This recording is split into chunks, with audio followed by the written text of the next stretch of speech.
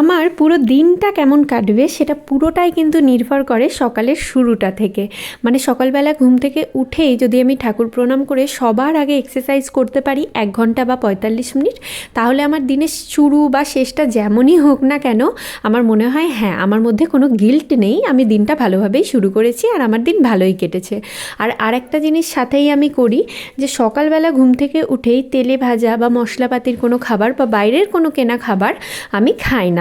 সকালবেলার খাবারটা আমি সবসময় চেষ্টা করি হেলদি কোনো ব্রেকফাস্ট দিয়েই শুরু করতে, আর তারপর দুপুরবেলা রাত্রেবেলা যাই হোক না কেন সকালবেলাটা আমি সবসময় এটাই চেষ্টা করি। তো সেরকমই আজকের দিনটাও আমার কিছু এইভাবেই শুরু হয়েছিল। আর আজকে না আমাদের এখানে মোটামুটি একটু রোদ উঠেছে, মানে মোটামুটি বললাম কারণ বেশ কয়েকদিন একদমই রোদ উঠছিল না। আর আমাদের এক জায়গায় ঘুরতে যাওয়ার প্ল্যান হচ্ছে, তাই আগের দিন রাতে বাধ্য হয়ে আমাকে এই জ্যাকেটটা কাচতে হয়েছিল। তাই ভাবলাম নিচে তো কোনোভাবেই শুকোনোর চান্স নেই, ছাদে গিয়েই মেলে দিই। আর মোটামুটি রোদ যেহেতু উঠেছে তাই ভাবলাম আজকে ঠাম্মাকেও একটু সুন্দর করে স্নান করে দিই। তাই ঠাম্মার এখানে নাইটিটা বার করে ঠাম্মাকে স্নান করিয়ে ফ্রেশ করে বাগানে রেখে এসেছিলাম হালকা রোদে, কারণ ঠাম্মা তো ছাদে আসতে পারবে না। ব্যাস কিছু এইভাবেই আজকের দিনটা শুরু করলাম।